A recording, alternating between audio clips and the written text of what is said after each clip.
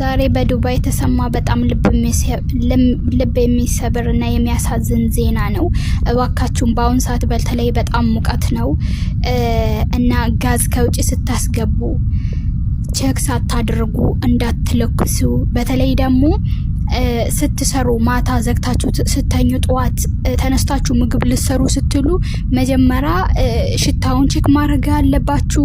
ማታ ተዘግቶ ነው ወይስ የተኛው ሌላ ሰው እናንተ ዘግታችሁ ተኝታችሁ ወይስ የመዳማችሁ ልጆች ወይ ደግሞ መዳማችሁ ተነስታ ምግብ ሰርታ ሊሆን ይችላል። ማታ እናንተ ምግብ ለመስራት ስትነሱ መጀመሪያ መክፈቻውና መዝጊያውን ቼክ ማድረግ ያለባችሁ።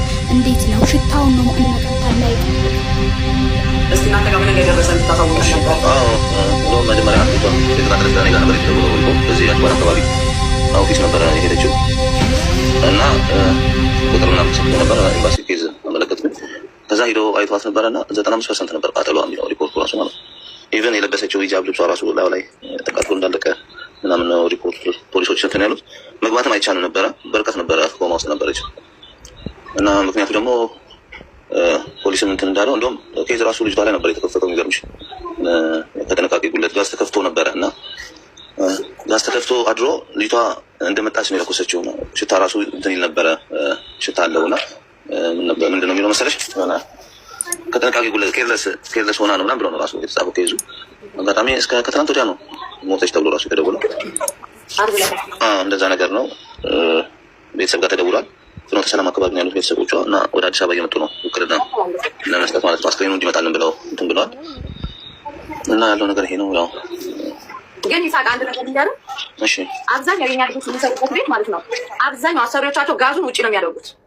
ማለት ይሄ ዋና ጋኑ አለ አይደለም፣ ውጪ ከኪችኑ ውጪ ፀሐይ ቦታ ላይ ነው የሚያደርጉት። ዋና ሙቀት ያለበት ቦታ ላይ ነው። ታዋሽ ኮሜንት ላይ ጻፉ።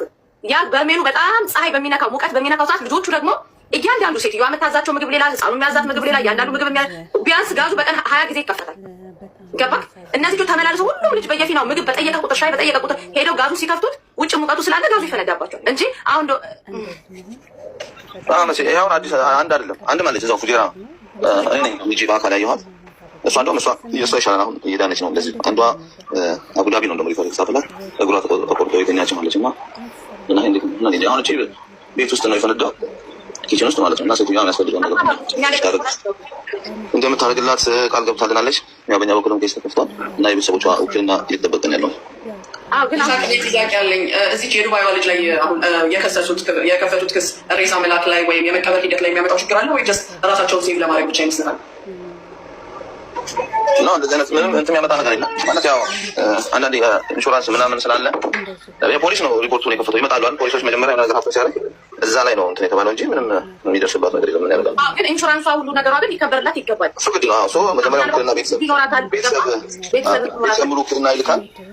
እንደገና ሁለተኛ ደግሞ እች ልጅ እንደዚህ አይነት ነገር ጋዝ ፈንድቶ ያው ህይወቷ እንዳረፈ ነው የሰማነው እና ወጥቶ ከመቅረት አላህ ያስቀረ ወጥቶ ከመቅረት አላህ ይጠብቀን። በጣም ያሳዝናል። እኛ የምንመለከተው ማለት ነው ጧት ስንነሳ በቃ ተነስተን ይሄን አድርገን ይሄን ሰርተን ነው የምንለው አይደል እንዴ?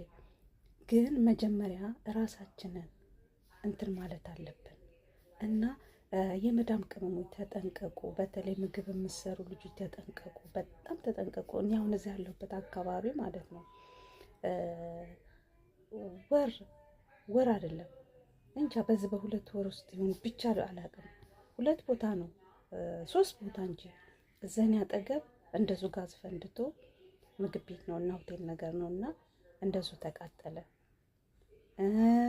ከዚህ በፊትም ደግሞ እንደዙ ጋዝ ፈንድቶ ማታ ወቅት ላይ ነው ራሱ እኛ ቤት ተቀምጠን እንኳን ሲፈነዳ እንኳን ቤት ሁሉ ነው የተነቃነቀው።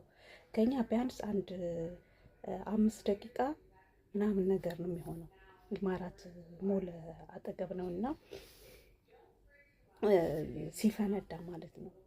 እና ይሄ ጋዝ በጣም መጥፎ ነው ልልብዬ ነው። ራሳችሁን ጠብቁ የመዳም ቅመሞች። በጣም አደጋ በዝቷል። አሁን በቀደም ራሱ አሁን ከ2 ቀን በፊት ራሱ እንደዚሁ ባለፈው የተቃጠለበት ቦታ ላይ ነው እንደዚሁ ጋዝ ፈንድቶ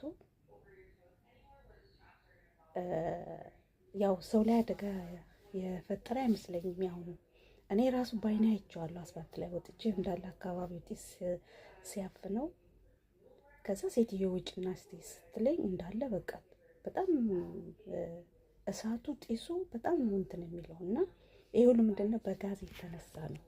እና የመዳም ቅመሞች ራሳችሁን ጠብቁ። ጋዝ ከመክፈታችሁ በፊት ሽታ አለው ሽታ የለውም የሚለውን አጣሩ። አሁን ሰዓት ሙቀቱ በጣም ሀይሏል። እርግጥ አሁን እየቀዘቀዘ ነው፣ ሙቀት የለም። ቢሆንም ግን ራሳችሁን ጠብቁ፣ ራሳችሁን ጠብቁ። ራሳችሁ ስትኖሩ ነው ብር የሚገኘው። እኛ የምናስበው ምንድነው በቃ ጧት ላይ ይሄ ያለ ሁላችን ላይ ያለ ባህሪ ነው።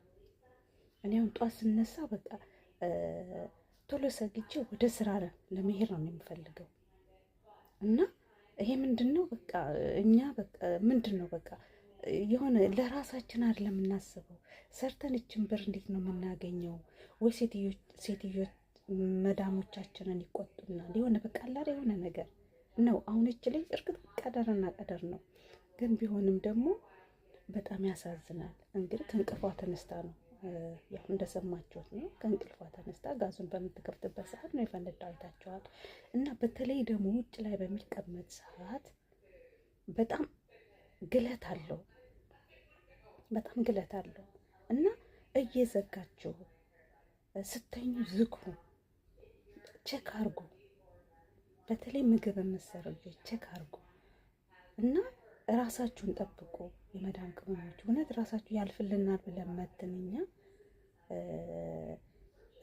በቃ ቤተሰቦቻችንን እንደናፈቅን፣ ልጆቻችንን እንደናፈቅን፣ ጎረቤቶቻችን ጋር ጓደኞቻችን ጋር ስቀን ነው እኛ ምናስብ። ስቀን ምን ብለን እናሳልፋለን ብለን ስናስብ ያልታሰበ ነገር እንደዛ አይነት ነገር ክስተት ሲፈጠር በጣም ነው የሚያሳዝነውና እኔ የዚች ልጅ አሟሟት በጣም ነው በተለይ እንዳውም የባለፈዋ ልጅ ከአረባ ጋር እንትን ቀሳላ ያ ቀሳላ ራሱ ነው። በነገራችን ላይ ራሱ ቀሳላ በምትጠቀሙ ሰዓት በተለይ ከእጅ ላይ አውጥታችሁ የሚጨመቃል እሱ በጣም መጥፎ ነው። እኔ ኮንትራት ቤት ይሄ ነገር አጋጥሞኛል። ለምን አጋጥሞኛል ያልኩባችሁ ምክንያት ምንድነው? በጣም ዝናብ በኃይለኛው ዝናብ ነበር እና ቀሳላዎች ሁለት ናቸው። የሰውየው ልብስ የሚታጠብበት ለብቻ ነው፣ የኛ የልጆቹ ምናምን አንድ ላይ ነው የሚታጠበው በቀሳላ እና ለሁለት ቀሳላ ነው ያለው እና አንደኛው ቀሳላ ተበላሽቶ አዲስ ነው ተበላሽ። ወዳውን ሲበላሽ ሰውዬ ቤት ነው ሰውዬው መጥቶ የሰራውና እንደ አጋጣሚ አላውቅም እንዴት አድርጎ እንደሰራው ብቻ አላውቅም። በቃ ከአረባውን ውሃውን እንትን ሰርቶ ያውጥተን ነው ብዙ ጊዜ ከዚህኛው አውጥተን ወደዚህኛው ነው እንደሚጨምቀው ውስጥ የምንጨምረው። እንደዛ በማረግበት ሰዓት ማለት ነው ኮንታክት ያደርግብኝ ነበር። በጣም ነው በቃ እጅግ ስነግር በጣም ነበር የሚናዝረኝና በቃ ሁልጊዜ እንደዚህ እያደረገ ሲል በኋላ አንድ ቀን ሴትዮ የእህቷ ሰራተኛ ኢንዶኔሲያ ነችና እሷ ነበረች እንዳጋጣሚ ከጎኔ ቁጭ ብላችሁ ማቀና አስታውሳለሁ። እኛ ቤት ሐሙስ መተው አድረው እሷ ታንከሩ ስር ይሄ ውሃ ማጠራቀሚያ ጎማ አለ አይደል? እዛ ስር ተቀምጣለች። እኔ ደግሞ እሷ ጋር እያወራሁ ልብስ አጥቤ ልጨምቅ ስል ውስጥ አውጥቼ ወደዚህኛው ላስገባ ስር ወላሂ ለአዚም ወላሂ ነው ዝናብ ጥሏል ብያቸዋለሁ። እንዴት አድርጎ እንደወረወረኝ ወደ ጎማ ወደ ታንከሩ ነው የወረወረኝ። ግን ብቻ አላህ ነው ሁሉ ነገር አላህ ሲያዘው ነው። ያ ነገር አላህ ስላላዘዘው ነው በዛ ጊዜ ተርፌያለሁ።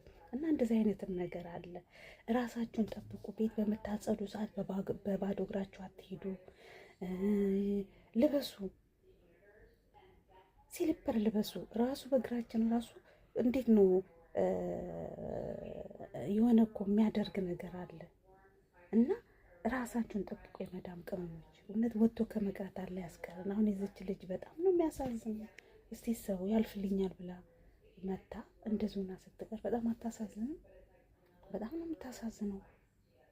እውነት በጣም ነው የምታሳዝነው። እና የመዳም ቅመሞች ራሳችሁን ጠብቁ፣ ራሳችሁን ጠብቁ፣ ራሳችሁን ጠብቁ። እናንተ ስትኖሩ ነው ሁሉ ነገር ያለው። እናንተ ከሌላችሁ የላችሁም ነው እውነት